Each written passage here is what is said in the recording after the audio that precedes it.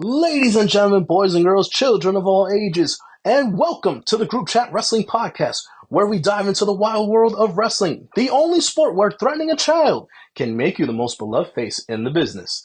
Join us as we unravel the mysteries of wrestling storylines, analyze jaw-dropping matches, and speculate wildly on who's going to turn heel next. Get ready for a ringside seat to the excitement and absurdity of wrestling with us every week. I'm going to let my co-hosts introduce themselves now. Do you want me to go, yeah? That's you, bro. You're right. Yeah, well, I'm Ric Flair, Andy. So, yeah, I used to be a Ric Flair fan when he was good. Don't like him now, but whatever. So I'm BCX. I'm Blake. Dogbutter123, Dave, whichever. Finwara123 on Twitter. I'm a big WWE AEW fan. New Japan, all that shit. And as I said, I'm your main host, Mike, at MikeGCWP on Twitter. Hope you enjoyed the show. What about me? Forget about the draw, yeah. And I'm Wrestling Mark. I'm the one who pisses people off by posting information. Right, boys, so to get started, I reckon we just have a little conversation about why we got started, the origins of the group chat. Might be a good starting point there. Sweet. Who wants to take the lead on this? I'll go. So we got started because we feel like Twitter is a cesspit for WWE fans, and we think AEW needs some representation. We're fighting the good fight. So this started what? This group. Well, we had an initial group chat that started up ahead of All In last year, and then that chat kept going after All In, and then we got ourselves into a position this year when we thought, fuck it, let's just. Instead of just sitting there texting on a group chat, let's just air our thoughts in public and get more abuse for them from certain sections of the IWC. You know who you are, by the way. We don't. I personally hate them. So right, boys, let's start with the first segment. We got wrestlers as footy 11s. This was suggested to us by one of our followers on Twitter. I'm going to go first. We're going to go through positions to positions. For my goalkeeper, I'm going to... No, Andy... Yeah, you could have gone first, you're the host, but I'll go. Yeah, you know what? You're the host. You go first, and then we'll do it alphabetical, so everyone knows who they go after, yeah? So, I reckon, Mike, you should start every time, then Andy, then Blake, then Dave, then Finn, then I'll jump in last. I'll go first. My goalkeeper is Dante Martin. The reason why I picked Dante is because he's fast, agile, gets around the goal. He's a bit small, isn't he? Yeah, I wouldn't go for Dante Martin. He'd be like one of the women keepers in FIFA when they're trying to save penalties. I'm an Evertonian, aren't I? So I love small keepers. Yeah, has he got small arms as well? Yeah? Like a T-Rex. I went for the Big Show just because he's like big. He's not agile though, is he? But then again, I can't talk. He fills the goal. He's wide now though, as well as big, isn't he? So like he basically just stands there. He could lie down and basically fill the goal. Fair. Look on bottom corner, everything goes in. So I went with 1 in a billion, Satnam Singh. Nice. I feel like he's got the size. I don't know if he's very agile, but he should just fill the goal. Just move about 1-2 steps, easy. Just do jazz hands in the goal, and he's got it. Basically, it's like a glue to his hand in the ball. My keeper's the same as Finn, Satnam Singh. He used to play basketball, so he must be pretty agile as well. Ah, good point. That's a good point. He's good at catching. I've also gone for 1 in a billion, Satnam Singh. And if you all say he can't move, you haven't seen his dark matches and his rampage matches. That boy can move. These are all blowing your loads too much on Satnam Singh, man. I tell you, should have saved him. I went for Brock in goal because you'd be fucking terrified to score against him. That one reason, you'd be so shit scared. If you run through one goal and he's belting out towards you, I'd just shit myself. So I just thought that he was, the intimidation factor there, basically. What formations have you lot gone with? I've gone with a 4-2-3-1 for mine, so like I'll say it as like a 4-5-1 , basically. I went 4-4-3 with a 6. I've gone 4-3-3 with a 6. Sweet. 4-4-2. Brexit. Fucking that Farage is going to be following the pod now. Right. Second set. I'm going to go for my defenders. I've got me 2 centre halves. The boys from the Blackpool Combat Club. Got Claudio Castagnoli and John Moxley. Interesting. You ain't getting past that, boy. Me 2 fullbacks. Oh, sorry, yeah. I thought you were playing 2 at the back then. Go on. 2 fullbacks. Got to have that synergy. So I've gone for the Young Bucks, Matt and Nick Jackson, as my 2 fullbacks. That's good on that, yeah. I went for Kenny Omega left back. Explosive. Going for the Klopp style of play. And I went for Christian Cage right back. Bit old though, to get up and down. Yeah, I thought we'll go for explosive down one side and kind of old school fullback on the other side. Nice bit of balance there. And they ain't getting through anyway, because in the middle I've got Claudio and Sheamus. And no one's getting past them two. Alright, left back. So I went with... Oh, it's blinking. Yeah. So I've gone with the 2 British fellas, Agogo and McIntyre at centre-back. In fact, no one's getting past them. Big, tall, strong, just knock you off ball. There's my full-backs. I went Phil Neville and Gary Neville, so I went Matt and Nick Jackson. That synergy, brothers. Smart choices. Smart man. I've gone centre backs. I've gone FTR. You know, chemistry. They're a bit small, like, so, you know, but it'll work. Left back. They put a shift in as well, you know, for his family and that. Work out. He needs to put food on the table. Then left back, right back, Young Bucks. Keep it the same. Yeah, good shout, that. I've gone 2 centre halves, and you definitely won't get past these 2. I've gone the Big Show and Obafemi. And then the big left back, You need to have a deep defence then. They're getting blitzed past on the counter. Sitting back. And then bombing on, I've got Will Ospreay at left back, explosive, dynamic, getting up and down. And then right back, I've gone Ray Phoenix. Yeah, again, explosive, quick, agile. Yeah, they'll go up and down. Take it when you're playing the Big Show, you're playing like Brexit football and just... Yeah, that's Stoke, innit? That's Tony Pulis Stoke, that. This is deep. The Big Show's not pushing up to the halfway line. Oh, no. I'm not even letting him go for corner because he won't make it back to half, so he's staying if you're right. losing. If you want down with a couple of minutes, you'll stick the Big Show in the box. Big Show and Statman. Right, so I spoke to Mike earlier and I said about does it have to be current wrestlers or can it be all time? And he said all time's fine. So mine's maybe a bit annoyingly different, but all right. So defense, I've got right back. I've gone for Joey Janela because he reminds me of Gary Neville. He's just a whiny little prick. He feels like he can have the kind of impact that he has. Just annoying. Left back, I've gone for Darby Allin because again, like Janela ain't bombing up and down. Allen will be kind of relentless going up and down, like Alfonso Davis levels of just gung-ho approach. And centre halves have gone Triple H because he reminds me of John Terry in that he's a fucking social climber. He's a racist. And it just feels like he'll just sit there and just read things quite well. He'll be an absolute shithouse off the ball. And I thought someone next to him needs to be someone that can tolerate that. And so I've gone for Batista there because he's just physical, he's imposing. And again, he would definitely be a shithouse if needs be. And there's the Fed sponsorship gone in the first 10 minutes. Cheers, Mark. We ain't getting any cheese. All the fans have clicked off now, they're gone. Keep on, good man, fuck's sake. On to the midfield. My midfield, me number 6, I've got the magician himself. Rounding out the relevancy of the Blackpool Combat Club, I've got the American Dragon, Bryan Danielson. Solid. Next to him, I've got the big man from the House of Black, Brody King. You're just not getting past Brody King. That's what I'm saying. Agile, big man, class. Next to them two, I've got Penta because he's a fucking nutter. I've got you need a bit of experience in the middle there. Someone who's been around. They played in a lot of different teams. They know different styles of play. They can change it up when they need. So I've got Jericho in there. He's my captain. He's going to be running the show. He's going to be telling everyone what to do, where to go. He's going to be winding them up. He ain't got the legs anymore. He's going to be doing the Robbie Savage, winding the fuck out of people, waving at them, waving in the face. I've got alongside him Mox. Mox is going to be me steel in the midfield there. And Sting a little bit further forward, trying to bomb forward and join up with the attacker. You'll find out about soon. Mox is doing all the running there. They haven't got any like Sting and Jericho. Yeah, Jericho's just telling him where to go and stuff, you know. He's just learning underneath him. He's basically Michael Caine in Escape to Victory. So I went with, as your Modric type, I went Danielson. He's got that age, he's got that experience, he can still go. Next to him, a bit further deeper, I've gone Hangman, especially now. He's got that bit of aggression in him. Mm-hmm. He's got that evilness. He'll break someone's legs if he needs to. And then next to him, I've got Omega. Your creative baller.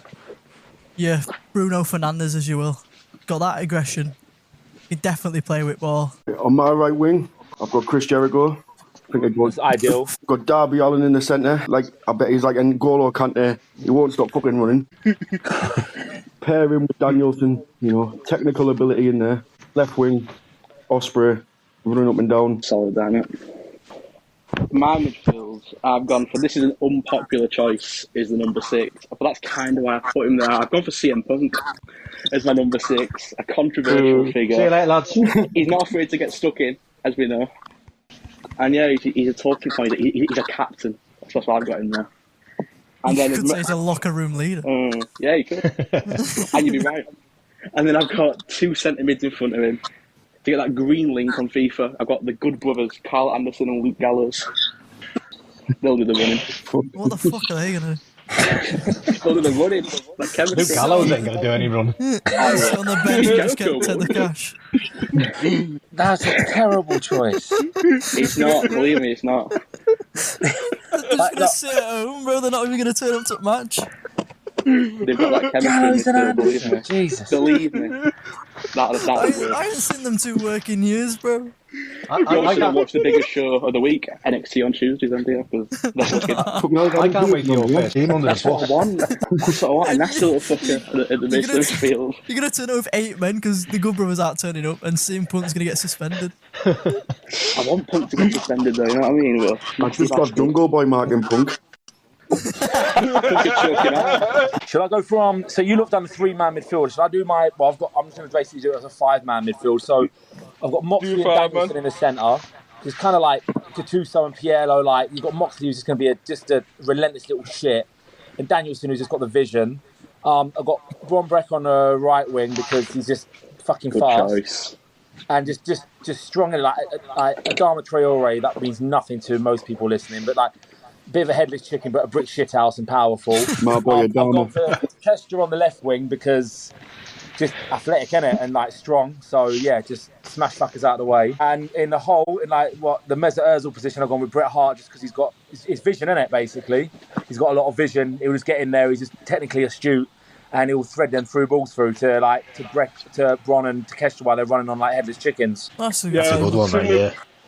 We're just going to acknowledge that our good co-host, Bret, is just added How we doing, Bret? Doing good to you guys? How's it Yeah, going, well, man? good, Well, bro. You take your camera off, bro. None of. I got you. One sec. Yeah, I haven't got my There you go. camera on even though I'm sat wearing a La Parker mask. I'm the depressing guy lying on a bed drinking a glass of fucking champagne, so I'm not putting mine on. I look ridiculous. I look homeless, bro, so there's not a fucking chance right now. You know, when I that out, man. I'll clean that bit up. It's all good, don't worry. Right, so my forward line, on my left wing, I've got the aerial assassin himself, Will Ospreay. Quick, tricky, you can beat a man. That's what you want from your wingers. On my right wing, I've got the Mexican magician himself, Vikingo. He's small, he's rapid, Good one, he's yeah. tricky as fuck. Nice. He's Sean Wright Phillips in 2024. No one's going to get that reference. You could use anyone, and you pick Sean Wright Phillips. And finally, my centre forward, none other than Hangman Adam Page. Especially heel Hangman Adam Page, the sick fuck he is. He's just going to do the hard work, driven, he doesn't care. And just for an extra, my manager's Samoa Joe, because you're not That's a going to good listen choice. to him, or you're going to get the Fergie treatment, but it's the Joe treatment. On to you boys. Yeah, I've got Ospreay on the wing again. I think a few people have, just because he comes across like he'd be one of them fast, tricky wingers that'd take people on, wind them up, get stuck in, and most importantly, whip the balls across for the big man. Weghorst in the middle. I mean, Satnam Singh in the middle there, just nodding everything down. The FIFA rat meta, basically. Satnam up front. And on the other wing, I've got Dante Martin for the same reason. All I'm going to do is whipping and crosses. Spamming crosses, corners, that the hole lot. in the box. Yeah, Sean Dyche will love you. It works, doesn't it? You know, you got to. Hey, it's a classic for a reason, boys. It's a classic for a reason. So it's I don't my mind being a front three. I've gone with Ospreay on the right, just like you have two. I just feel like he's got that pace, that agility. He's going to whip a ball in. On the other wing, I've got Dante Martin. Quick. He's defo got skills. He's defo can use both feet. Then as up front as my number 9, I've gone the Rainmaker, Okada. Ooh. I feel like he's just going to be clinical in the box. You're Jamie Vardy. Winding Doesn't up fold away under fans. pressure. Yeah, winding up away fans, getting in people's head, staring down defenders. I just think he'd be quality. It's a great choice. Can Sky do the Zoom cam though? I know someone on Twitter who might be able to tell me if they can or not. I've gone big man, little man up front. I've got Takeshita and Vikingo Power and pace, I like it. going Love it. straight for it. I've gone a front three. And if you watch NXT on Tuesdays, then you'll know about these two. No one does, Bloody hell, mate. you're acting like it's an ad. No, There's people out there. Fuck off, Adam. There'll be about 2 listeners who do, believe me. There's 2 people in the UK that watch fucking NXT, and you're one of them. And the other ones There's I'm people not who one. listen to this who will watch. I've got Nathan Fraser and Axiom on the wings. Who the fuck Yeah, They never are heard of them, man. so This is quick. like us doing it in actual football, and you bringing up fucking National League players. Are they actually real people, or have you just are you winding us up? You're just not educated. You don't know about them. And they're not Mythology fun. creator wrestlers don't count. It leads to like Obafemi and like Williams, people that like the public have heard He's in my of. team over. He's there. We made them on 2K24. And then up front, I've gone for the tribal chief Roman Reigns. He'll reign in the goals. Big man. He's got that aura about him. He'll only He turn will up once a knock in month. some goals. And then manager, Once a I'm going for Paul Heyman. He's a Oh, leader. God, yeah, Your manager. sorry, lads, I forgot my manager. I've got I'll just whip that in now, if that's all right. Yeah, Go go for on. it, Andy. Obviously, Bobby the Brain Hinn is the only Oh, manager. damn you. That's what I was going to say. And Eddie Kingston alongside him as his assistant, because I think he'd motivate the fuck out of everybody. His team talks would be legendary. So I've gone with Tony Khan as my manager because I want the players to have to walk all over him. Would he not just be... You'd want him as the owner, wouldn't you, really? In fact, maybe not. We'll No. get Fulham fans complaining now. We've had that before. Oh, fuck Fulham fans. They're insufferable, honestly. Idiots. When they were thinking Paulinho had been sold so he could sign someone for AEW, that was quality. I was saying fuck all teams, fuck Newcastle, fuck Sunderland, fuck Adam, Fuck fuck. Arsenal. I'm with Mike. Is he the other NXT watcher, yeah? Yeah. Yeah, he's the other one. He's a fellow NXT watcher. You know, we have that mutual respect. Fellow, you're the only two. the only 2 people watching. My manager, by the way, is Nigel McGuinness from our Brexit football. Oh, that'd be a good one. Oh, good shout, yeah. Who else hasn't done their manager yet? No, it's everyone now. It's just you. Yeah, Right, so up front, I've got Will Ospreay because he's quick, dynamic, and I just think he's very good. So I think him with Takeshita on one flank and Braun on the other flank with Bret Hart supplying. I think that's dynamism personified. Manager, I was going to say Bobby the Brain Heenan as well because you can't look past that mastermind. To be fair, I'll but just just add to be another one different, as well. I'll go with just so I am being different. I'll go with Mr. Fuji. That's a shout. Good shout, yeah. Can I just add another addition to my management team there? Wrestling Mark, just so he's got the stopwatch like Fergie used to have. True. That's all we need. How much percentage of actual like football time there actually is? Not fucking nuts. Stats after every game when the ball was in play. How many To be fair, adverts there was. I do get that data through like on a weekly basis, like through month. I won't go into that, but yeah, I'll do about 50 minutes a game. But yeah, Right, boys. So that was our wrestlers as a 40-11. Now we're going to go into our top 3 matches that summarise us as wrestling fans. Let people know who we are and what we represent. So I'm going to go first. My first match is Eddie Kingston versus Claudio Castagnoli after Ash. Now for me, Eddie's currently one of my favourite wrestlers. I love him. And to see him finally get that big win over Claudio was amazing. A great moment. I was there, man. That was an awesome match, man. That was definitely a great moment. I'm so jealous, mate. Honestly, if that's one of all the things I've managed to do in my life, that's one moment I wish I was there for. Just to clarify, we'll go through the list again. Are we doing one at a time each, or are we going with Yeah, the I full think we do three? one at a time. Yeah. Stop someone rabbiting on for 5 minutes. Yeah, well, do you want me to go next then, yeah? Yeah. Yeah, well, it's not a match. It kind of is a match, but basically the Royal Rumble #92. Best Rumble of all time for me. Everything from, be fair to Flair. Yeah, Flair coming in at number 3 was just fucking ridiculous. You got fucking Bobby Heenan's commentary, the best of all time. Yeah, I've never listened to commentary as good as that whole event, and it was like an all-star. Mate, that list that year was unbelievable. The It's amount ridiculous. of like high-profile names in that were unbelievable. Well, I was listening to Steve Austin a while back on his Broken Skull, and he was talking to Flair, and he was talking about that Rumble, and he said for him that's an all-star Royal Rumble. Look, There's no fat on that you could trim. So like Bulldog, Ted DiBiase, Ric Flair, HBK, Texas Tornado. So I'm going through it now. Piper, Jake Roberts, Jimmy Snuka, Undertaker, Savage, Hogan, Sid, the Bushwhackers, a lot of superstars in there. Yeah, it was everything. It's my favourite pay-per-view of all time for that, just because of that match. It's just phenomenal. And you never get a Rumble like it again.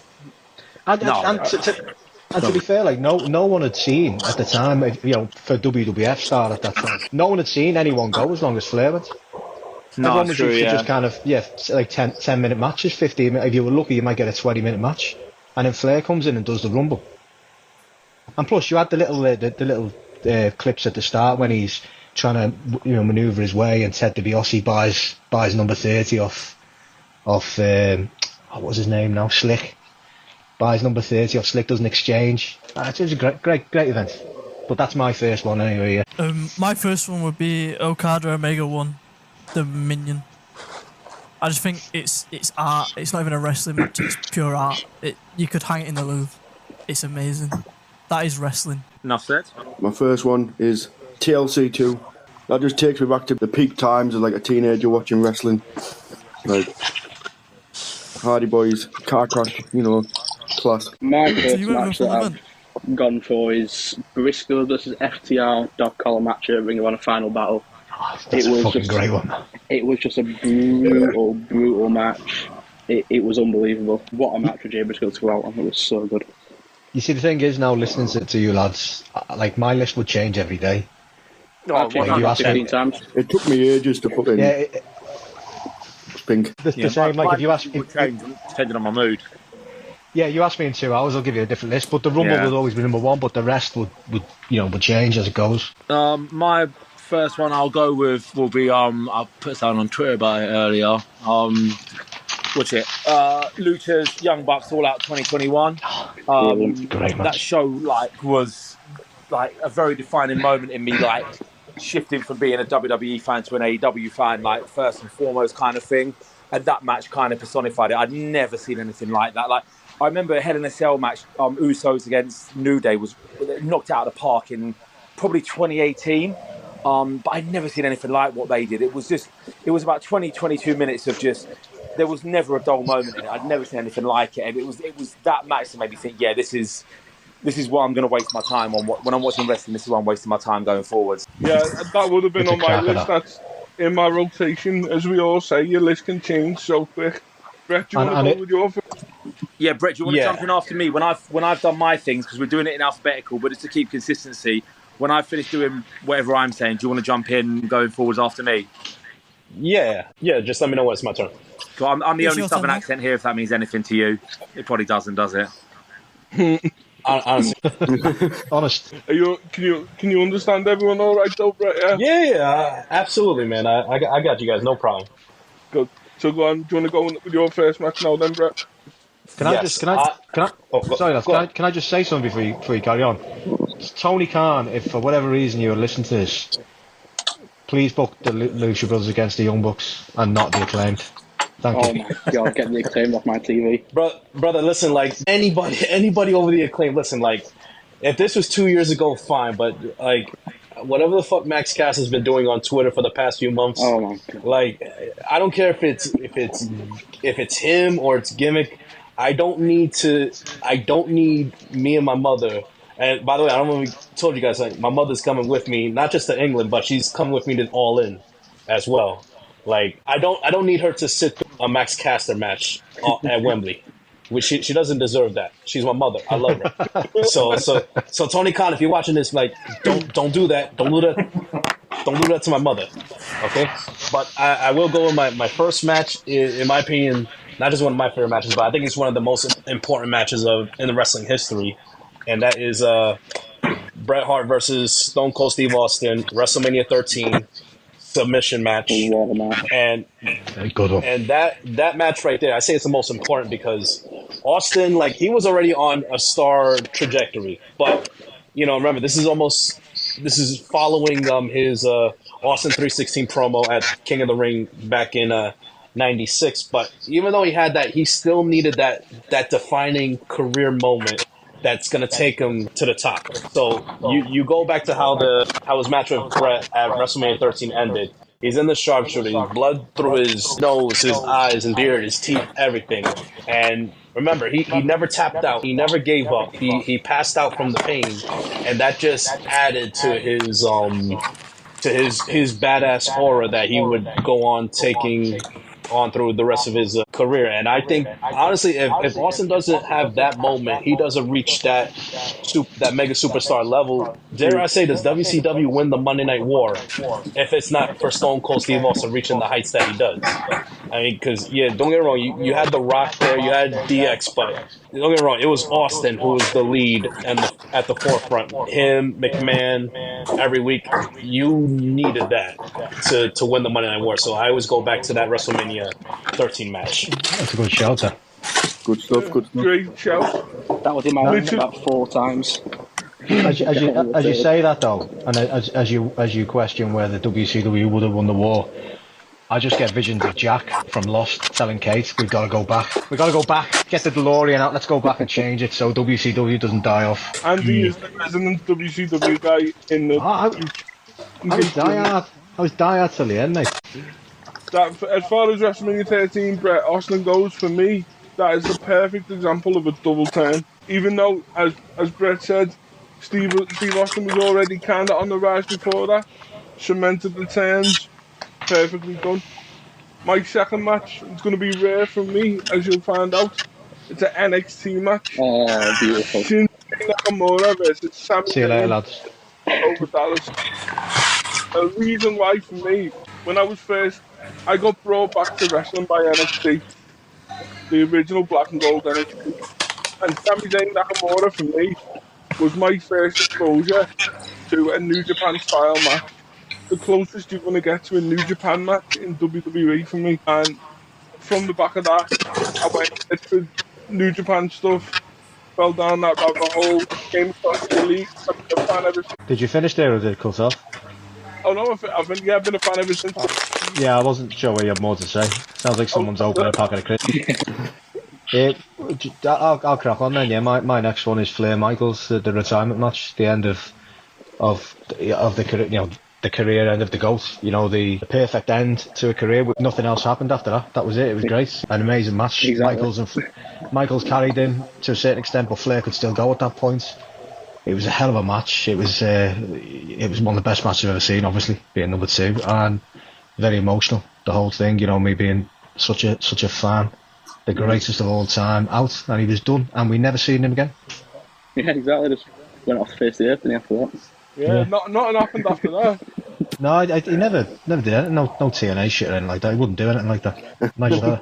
He for sure did not make an energy drink, did he? He did not make an energy drink. Doesn't need the money at all. No. Never been videoed in no restaurants.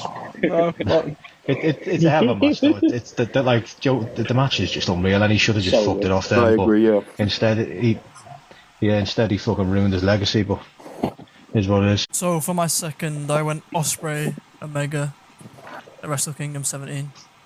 Beautiful match. Everything, the build up, the match.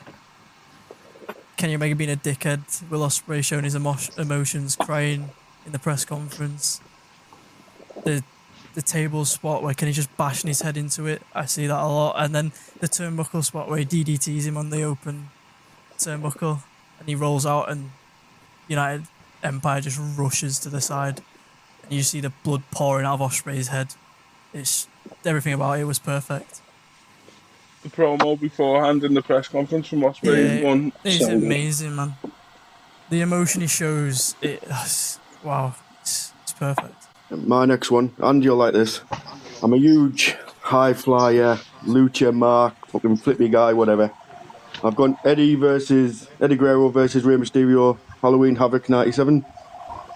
Nice, that's a crack. That was in my list. Yes. Absolute flawless match. So good. It really is. It's phenomenal. And just a quick shout out to Rey Mysterio's outfit for that match. Remember the Phantom? Oh my god! The Phantom costume he wore. Like that's my favorite. One of his like mask costume of all time. Yeah, it's phenomenal. Brilliant. My next match. I'm just gonna put this out there before I say it because I know I'm gonna get slated. Mike said 3 matches that define you as a wrestling fan. So my second match. It's not NXT. But it is Cody versus Roman at WrestleMania 40. Oh my god. That made me so happy. Can we kick Finn out? It was such a good Fuck off, Finn, man. Holy Obviously, shit. the match quality is nowhere near the other 2 on my list. But just as a spectacle and a moment, it'll live long in memory for me, that match. It was so good. Pantomime. Exactly. It was a wrestling match. Exactly. It was a His best spectacle. wrestling It was match. so good. That was a It's matches pantomime. that define you as a wrestling fan. And that So defines you me as a like wrestling going fan. to the theatre and watching pantomime? If that was the pantomime, I'd go every week. It was so good. It was so good. I guarantee you were using the Justice for Goldie hashtag, wasn't you? About, yeah, a few times. My second match, I changed during this conversation, but I thought about it earlier, is I'm going to say Survivor Series 2019, Brock against Danielson, because I just fucking loved it. Again, I got back into WWE in 2016, and there weren't that much in the way of storytelling, and the way that match was. I mean, Brock's obviously an absolute fucking arsehole, but I really enjoyed him like in the ring. Like I think he was incredible. And that match with Danielson was I just loved every bit of it. Just the fact that it looked like it was a squash for the first 7-8 minutes, and the way it went. It was the first time I seen WWE tell a story in the ring for years at that point. Probably going back to Money in the Bank 2011, and yeah, I just loved it. I loved everything about it. It was Pete Danielson getting that kind of match out of Brock. He's the only person in the world that could get Brock to perform to that level, tell a story for 15 odd minutes. The difference between Brock when he was an artist and Brock when he respected someone Night and is day. nice. Motivated Brock is one of the best performers. Again, separating the art from the artist, because obviously there's a lot going on at the moment, and I think he's probably not a nice human being at the best of times, but looking at it from just a pure in-ring perspective, like when he was on good form, his matches were fucking brilliant. Yeah. Fuck Brock Lesnar, but what an athlete. What an athlete, a freak. What so a prick, good. but what an athlete. Exactly. All right, my second match. I'm going back to 2021 AEW Grand Slam, Arthur Ashe Stadium. Kenny Omega versus Bryan Danielson. Wow. Holy shit! Yes. And like I said, this is another one I was there live for. And what's crazy is that when I get the chance, like maybe during the week, I'm gonna send you guys a clip or photo where you can see me and my friends in the background. When I say the moment the bell rang, you would think you were at damn WrestleMania. Like when the whole crowd just exploded for I think it was like 2-3 minutes straight, where everything it checks off all the boxes you want as a wrestling fan. You want your cinema, boom, you got it right there when the bell rings. You get the slow walk to the middle of the ring, the stare between both of them, and like just for 2 or 3 minutes, it's just the energy, the euphoria that filled up Arthur Ashe Stadium is amazing. And you know what's funny? Like even at the moment I was mad, but looking back now, I don't even mind that it was a 30-minute draw. You know, because I couldn't ask for anything more perfect in a wrestling match than those two did right there. And it also just, that's one of the matches you can look back at. Like, you don't need like a 2-3 month build, to get the best match out of two wrestlers. It's just, we have one of the best in the world over here, best in the world over here. Which one is better? It's the oldest story told in the book. Just ring the bell and let's go. And we're off to the races. I mean, it was beautifully paced. There wasn't really any lows. It was a nice steady pace till the finish. And like I say, initially we were all a little bothered that it was a draw, but looking back at it, and now especially since I was there live, like it was amazing time. It was the best of time, at least at that time, for as far as the AEW event goes. But yeah, Danielson, Omega, Grand Slam 2021. I was jealous of you when you was there, and I'm still jealous of you now, and I probably will be until I die. Yeah, That was such a spectacle. I don't like you for that reason. It's everything you said there about that match. Even watching it on the TV, it was a hairs in the back of your neck stand up moment that when the two of them come face to face at the bell rings, and Kenny's kind of got the smirk on his face. Bryan's got that kind of smile on his face, like let's just fucking go. That spot when Omega was outside on the ramp and Bryan's on the ropes and he runs all the way through on the ramp and hits Danielson with the V trigger. Oh, that was beautiful. And an example of why you can give away great matches on TV. For those bitching about Okada. Oh yeah, you can. I think, really. I was hoping we were going to see not have a good match on Dynamite 250. No, I was hoping we were going to get MJF against just one of the local indie talents, to be honest, next week. Yeah, I can't believe we don't have to pay more money to watch it. You know, fuming. I'm mad that I'm not paying $50 to watch that match. Fucking, I'm livid about it. Yeah. That's it. It's mad, isn't it? It's mad. Some people's opinions, man. Right, for my third match, boys, I'm not going to lie, I'm going to cheat. I'm going to have to cheat, boys. My third match is Will Ospreay's 2024 run so far. No, you can't have that. No. Bullshit. That's not a fucking match. If you're having that, I'm having Ric Flair for 20 years. Wait, we've only got 2 hours, not fucking 3 days. You got to choose one match, dude. Come on. Pick a match. Fair enough. I'm going to go with Ospreay Danielson at Dynasty this year. What a fucking match. Now, as I've told you, privately off camera, my dad started recently getting into wrestling. He watches all the pay-per-views with me every month. That's quality, man. He watched Ospreay Danielson. He was blown away.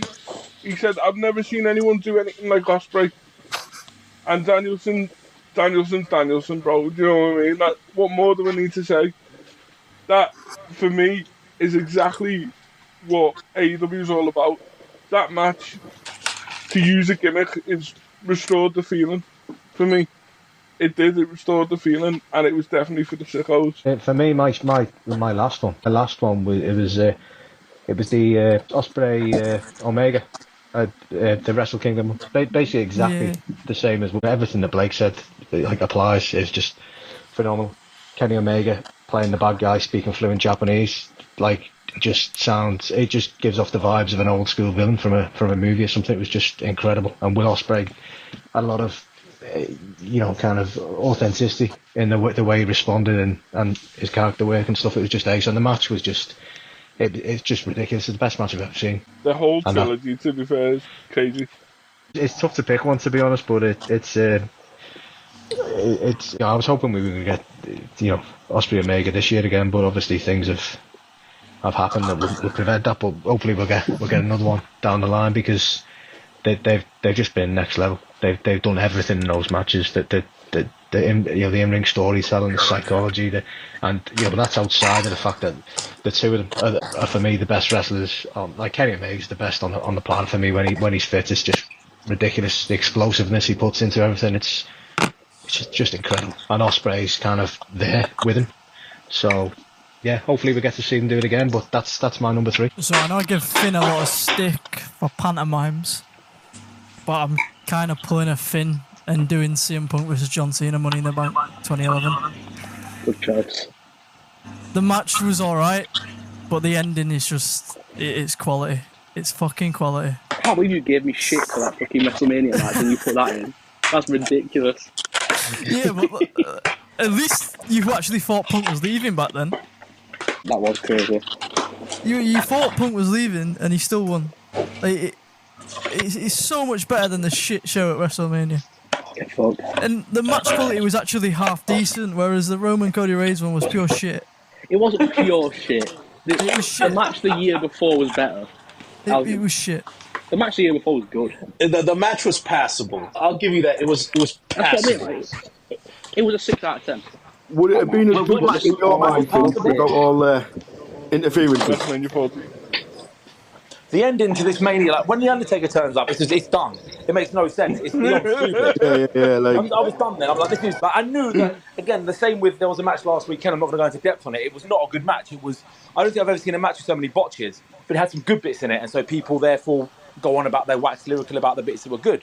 The overall match was rancid. WWE don't do botches, do they? It's just AEW that do botches. Right. Oh yeah. No, Yeah, no, they, honestly, they, that's what Twitter tells me. It's irrational that John Cena decides to turn up. But then that's one story you can try and justify that. The Undertaker is coming out is one of the dumbest moments I've seen in wrestling. It should have been Stone Cold though, shouldn't it? That's what I was expecting. Like, so I'm at my friend's house, like watching, like, you know, obviously, like first it was Jimmy, then Jay came out, then John, and you know, with Solo, all that made sense, and then The Rock and John Cena, obviously with their history, that made sense. And I'm thinking the genius I am, I'm expecting Stone Cold because who's Rock's bigger rival other than Stone Cold? But like you said, like Paul, like you said, like when Undertaker came out, yeah, the Undertaker's always gonna pop no matter what. But I'm like, why the fuck is Undertaker involved with this? He has no history with the bloodline or really with Roman's. All right, and then one of my friends on TikTok want to be like, oh, WrestleMania 33 when he kind of made him retire, but he didn't retire when he left his boots in the ring. I'm like, get the fuck off, man! Stop trying to justify bullshit. It should have been Stone. It should have been fuck. Yeah, like, dude, that's Stretch Armstrong like level of reaching right there. Listen, sometimes the easiest answer is right in front of you. It should have been fucking Stone Cold. But I want to know is why was it not him? It should have been him. Like, did they not offer him enough money, or was it scheduling conflict? Yeah, like, reportedly it was contract issues that it weren't Stone Cold. Yeah, that was what like money. Yeah, like gotta be money. It was. Listen, I'll say this right here. You can say what you want about Vince, but guess what? If Vince was in charge, whatever amount Stone Cold wanted, Vince would have said yes. Very true. I mean, like I say, he's a dick, asshole, burning hell for everything he's done. But I'm just saying, in that situation, if Austin said whatever, no, first off, Vince would have given him a blank check. Like, yo, whatever you want, let's go. I've got to say as well, like you're talking about that match and everything around it. WCW 2000 gets thrown around way too much. If ever there's a WCW 2000 match, it was that. Yeah, that was NWO Wolfpack with fucking Vincent turning up, and then Disco Inferno, and any of these randomers turning up at the end. Horace Hogan. Yeah, exactly. Yeah. That's it. Like, just as Bret was saying there about like reaching on the Undertaker. If anything, the Undertaker should have been on the Bloodline side because he's got more history with Roman, the tag match at Extreme Rules, shit like that, than to go against Roman. It's made no sense to me. None. Yeah, but his political views line up with Cody's. Oh, if defend it. Fight back. Before that match, I put in the group chat, give me the most overbooked match ever. And I mean, I got that. I got the most overbooked match ever with Cody getting his belt, and I can't complain at that. It would have been great, wouldn't it? I loved it. Imagine if the Undertaker had come down in some of Cody's gear, full on political tag team. Oh mate, I wish I could put some of them voice chats that we got in that chat night on this podcast. I wish because it was the fucking funniest shit I've ever heard in my life. At this point, I'm sure you and Adam Gibson are the same person. Like, I swear down. We just both respect good wrestling. That's all it is, you know what I mean? We just both respect good wrestling.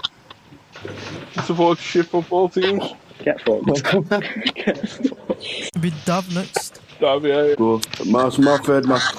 It's the match that is a part of the best feud that AEW have done. Any guesses? Tag match. The Golden Jets. No. Yeah. CM Punk versus MJF. Finn's got it. Hangman Swerve. Yeah, no, it's a cracking one, that, yeah. That's my favourite feud ever. It's just, that was, like, my favourite AEW feud, I think. But yeah. That match was in my list, but I couldn't really have two dog collar matches in my list. And then you just went full NXT.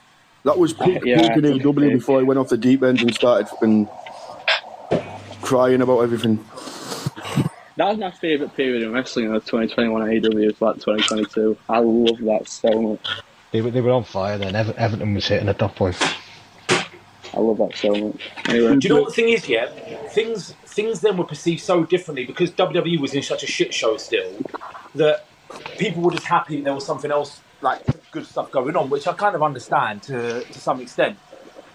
But it's now that WWE is doing a lot of good stuff and a lot of stuff that's getting universal praise that no matter what AEW do now, it's not going to make a difference to people. Because WWE are doing good stuff, it doesn't matter what AEW are doing because that's enough for some people. Do you know what I mean? Yeah, of course. It's just It's that, perceived as, oh yeah, they're doing good as well. No, it is exactly. It's that, but also in the fact that since then, like early on, then a lot of podcasts and the the big accounts and influencers and all that shit, they were very pro AEW, and since then they've learned that actually we can make a lot of money from just slagging AEW off non-stop. So if the big ones are slagging AEW, everyone, you know what it's like. Josh Barnett called it out when he was on the Ariel what's his face interview when he said there's too many people out there who literally just read something on Reddit or Twitter and then post that as their own view. Of course. And I get that with one of my mates who listens to Cornette, and he'll talk to me about something that's happened on AEW, and I'm like, that didn't happen. Like, what you want about? He's like, no, it did. It's like, no, it didn't. Like, you clearly haven't watched it. Like, but it's like politics in the UK and the US. Like, if Fox News say something, that's enough for some people. Exactly. In the UK, if the Daily Mail say something, that's enough for some people. They need a headline, and they've got their entire narrative with it. AEW's run lately has been fucking incredible. Every pay-per-view this year has been a minimum 8 out of 10. It's very hard to watch that show and not enjoy it, even if you don't want to enjoy it. If you can watch these Dynamites at the moment and not enjoy them, then it's not for you. Wrestling's is not for you then, but yeah. You still get the same people though, so what you're saying, there's no stories. It's like, well, you're not fucking watching. The same fuckers that will say that Will Ospreay doesn't sell. Someone decided to say that Will Ospreay doesn't sell, but then watch a Will Ospreay match. The dude sells. I don't know where it came from. It's like if someone had said, oh, Bret Hart doesn't sell, then everyone just, oh yeah, let's just run with that narrative, that'll do. You can't judge him on the pace of his matches, on his athletic ability, on anything else. So what can we say that's negative? Fuck it, just say he can't sell. And then you know that a lot of the accounts out there and a lot of people will just jump on that and go, yeah, that's it, that'll do. That's the negative to say. Well, the Will thing was, wasn't it? It was, he couldn't talk, he's not a good talker. Then he's come and he can talk, so they're about to find something else. The stories thing's mad though, because Dave Meltzer, like, I don't know how he's got the patience for these fuckers, but he literally just sits replying to people all day on Twitter, doesn't he? And like, he keeps pointing out to them, he points out the stories to them, and they go, no, that's not a story. And he's like, well, like, if anything, the AEW problem is there's too many stories. And the issue is a lot of the stories aren't spelled out to you like you're 7. You've got to use your head. Recapped after every single fucking advert break. That's the biggest issue, is that they will rely on people watching it having the competency to see it out for a week or so and to understand that there might be a little bit when it's a bit of a nuanced thing where it's not thrown in your face and whatnot. They're relying on the audience not being stupid. That's the fundamental issue. It is. At the end of the day, video package, you get actual wrestling matches. They've had the best storyline I've ever seen in wrestling with the Hangman, Kenny Bucks. Was it 2 years long? Something like that. It's the best storyline I've ever seen.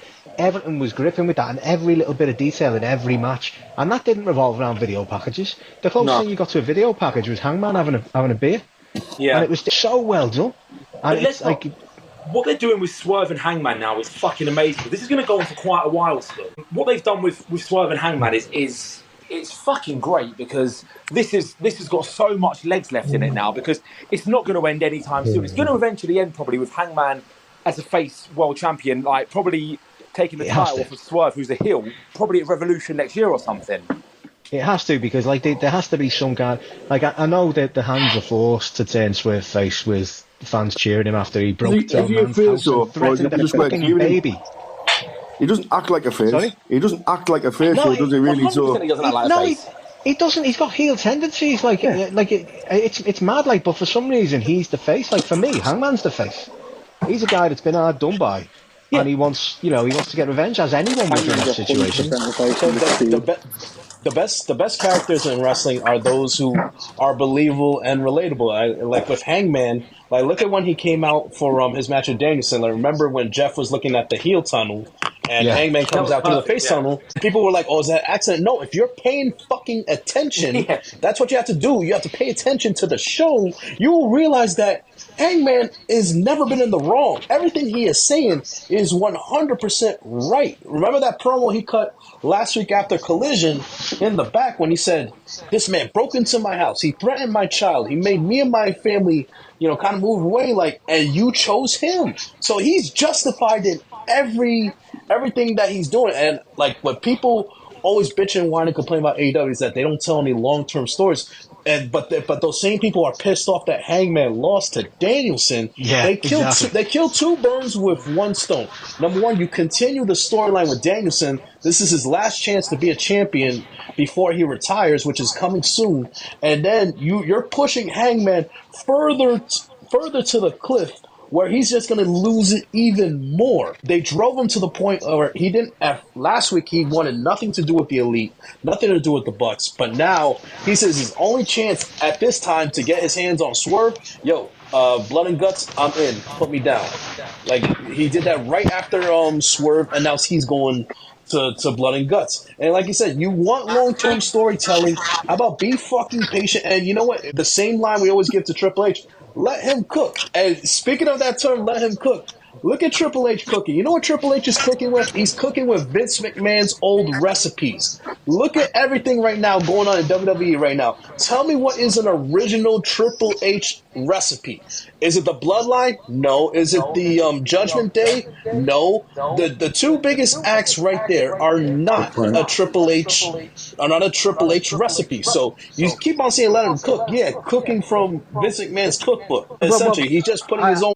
I'd take exception to that. I mean, you've got to look at what he's done with Andrade and the Speed title. That's a great bit of book. I was like, where's he going? I was like, oh my fucking. He pushed that guy to the moon. Yo, you see the match coming up for Wednesday, right? Between freaking Carmelo and Ilya, right? Yeah, That's on Speed. it shows how much they care about, though, the fact that they won't even take a proper picture of him with the title. They just Photoshop it onto him on an old picture that he's had for years.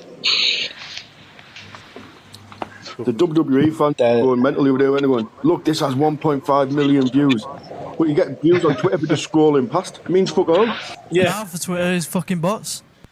But back on the storyline there for Hangman Swerve, do you reckon, like I do, that by All In, Swerve is going to be more heelish?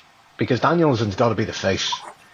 Yeah. And Swerve, we don't want another face headline All In, so surely Swerve's got to start leaning more into that. Yeah, there's no way.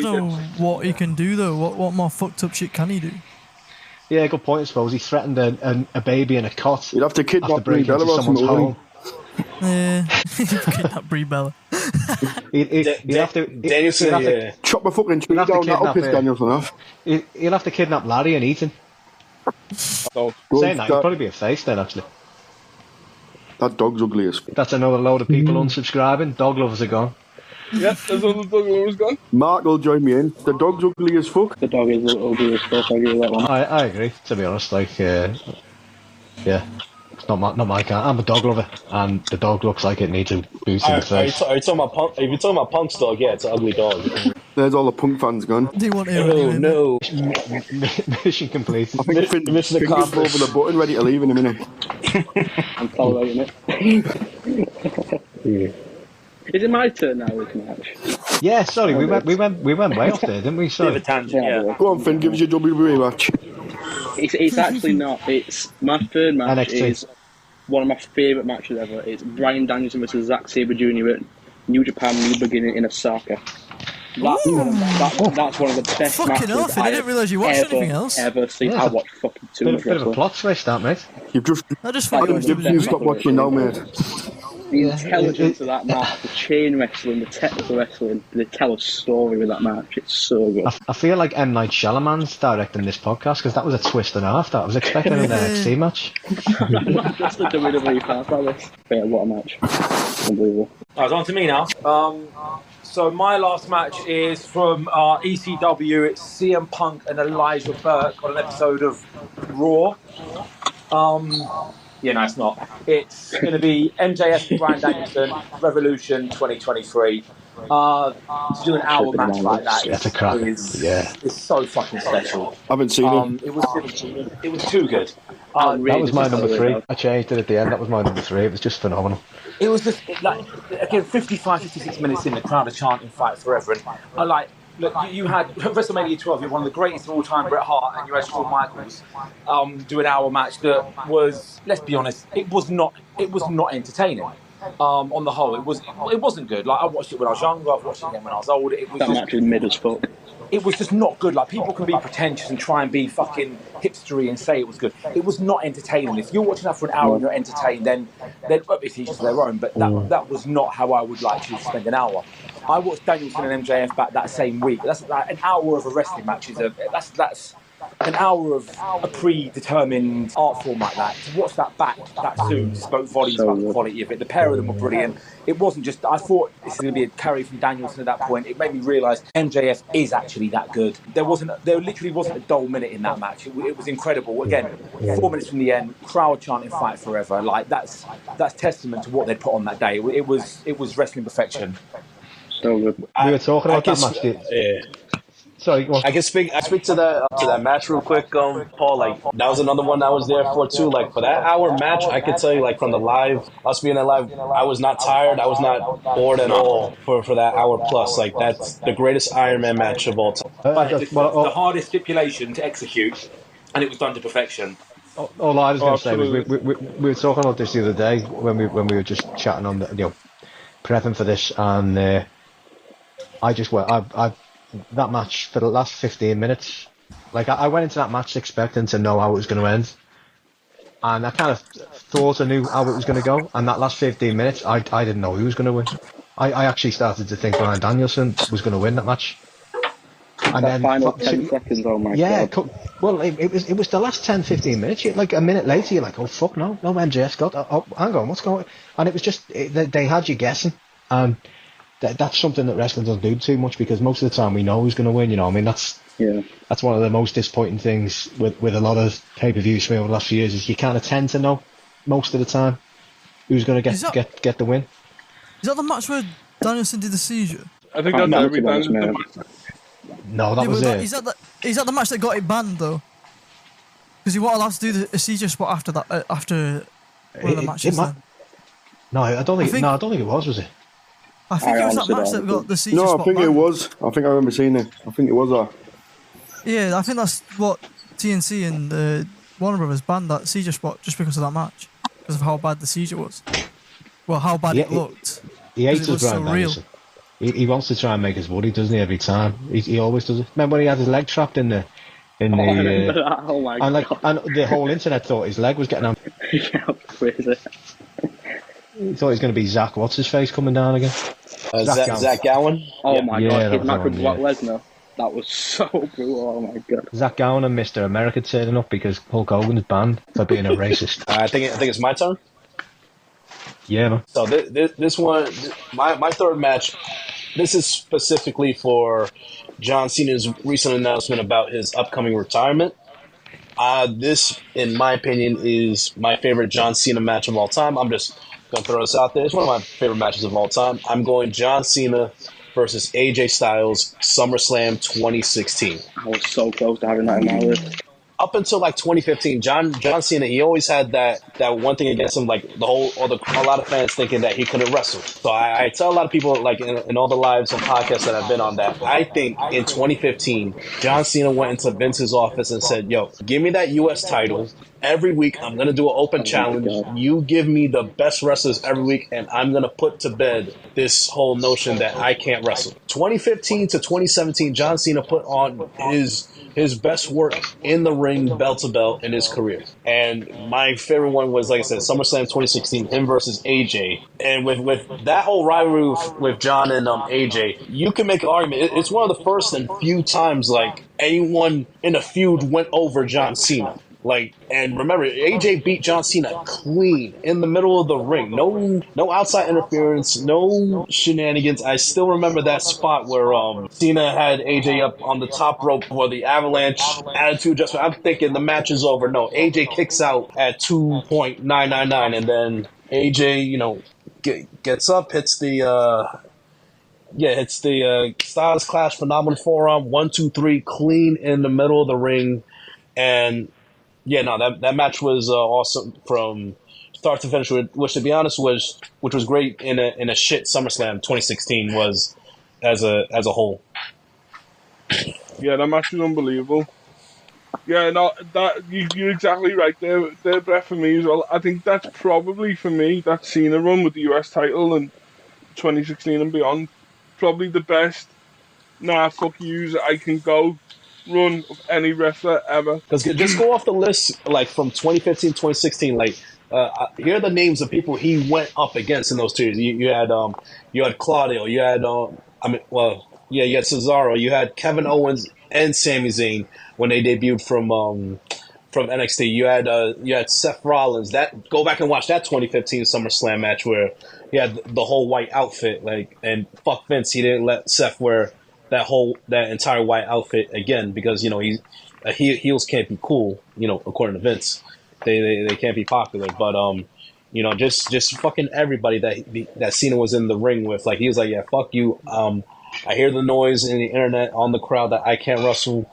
Just stand back, watch this, and I'm calling it right now. Give Cena number 17 at WrestleMania next year against Cody. Boom. Please give him that 17th belt. He needs it. Especially just even to get Flair out the books. Definitely. No, I'm not having that. As much as a scumbag as he is, he's the GOAT, man. He's the greatest of all time. He needs to keep it. Just everyone needs to just remember his post-wrestling career. And by that I mean post. Right. On John Cena, by the way, lads, he reckons he's going to wrestle 40 matches in the next year. No, he's not. He never said 40 matches, did he? I think he just said he was going to appear on 40 days. Matches, yeah. Yeah, he said he wants to do 40 matches. No way he's doing that. Yeah. He's not turning up on Raw every week. Yeah, I thought he said 40 days. You can fill us in anyway, Finn, and tell us if he does, because I won't be watching. Yeah. He'll be showing out every week, believe me. He better man up and get in the ring with Gunther. Oh, we'll kill him. We can't have that. No. He won't make it to his last match. Who do you want to see? As well. Who do you want to see Cena? Cody and beat him. Ooh, there's so many. Cody. A lot of people Just about want a Randy, beefcake. but they can't go. So we can cut I don't his know hair if I for can have Cena versus Randy in 2024. That will not be good. Exactly. A lot of people want It it. will be so bad. It's the same with Punk. A lot of people want to see if we've seen a Punk. Like, I don't think we get. I'm going to sit there, cigar out, enjoying that match when it happens. Hold on. I actually want Punk and Cena just for the simple reason that what if what if Cena outshines Punk in that match? That's a good one, actually. I'll give you that. That would be good. Paul, do you agree with me? Like, you want to see that match just if Cena outshines Punk? Like, just it's not. I'll be honest. For me, it's not even an if. That's what will happen. Yeah, it's not a debate. It'll be a miracle if Punk doesn't get injured within the first 3 minutes. Yeah, to be fair, that's what I was gonna say. He spit his dummy out straight away after. It'd be absolutely fucking brilliant. That arm's gonna fall apart. He'd be throwing chairs and kicking down doors again. They're trying to hit the GTS and his arm will just fucking crumble. Hey, Steele will be trying to bite John Cena. He'll have his muffin ready as well. And there's the Fed fans. If you ain't gone already, they've all just logged off there. Don't leave. Stick it up the bin. It was only a matter of time. How about John Cena versus Oba? Oh my fucking god! You want John Cena dead? I just have him against the NXT guys, up and coming guys, all the way through pretty much. Them up basically just like I'd love against that young star Ethan Page. I'd love Cena. Why don't they say? Or Sean Spears is an up-and-comer, isn't he? Lexus King, let's go. Make it happen. I remember Lexus King. They all hyped him up, didn't they? He's doing fuck all now, I think, isn't he? Is he, Finn? What's he doing? He's down in his Batman-shaped beard, isn't he, every He week? still wrestles most weeks, but he's made Last time I saw him, he was sitting on that chair. Yeah, he's not good. He's made He's still sitting on that chair. Yeah, he's still He spends too much. He spends too much time sticking Just for Men on his beard, doesn't he? His beard is the worst thing I've ever seen. I love it. It's so good. His fucking beard. So we moved on to the Twitter questions then, boys. Yeah, I was gonna say, boys, to be honest, because I'm having technical difficulties because I've been cut out for the past 15 minutes. It sounds like you made a tunnel there, mate. That's what I mean, yeah. I was thinking, should we wrap this episode up here? And then do the Twitter questions next week. Yeah. Yeah, we can do. Yeah, it's been good. We can cut all this shit out. It's not about me, lads. I'd sit fucking. That's it. Someone want to take us home that doesn't sound in the tunnel? Wrestling Mark, take us away. What do you want me to go with? Do you know how much time was spent talking and how much time was spent not? You got the stats there, mate? Well, we're going for 90 minutes. I say we've been talking for 78 of them and about 12 minutes of dead air. That's a good percentage. That's a good percentage, yeah. So we've been recording for an hour. Near enough dead on. We're looking about 5 minutes of silence. For an introduction episode, it's not too bad, I don't think. Yeah, you're gonna have to cut out what Bret said. What Bret called wrestling. I know. I caught that.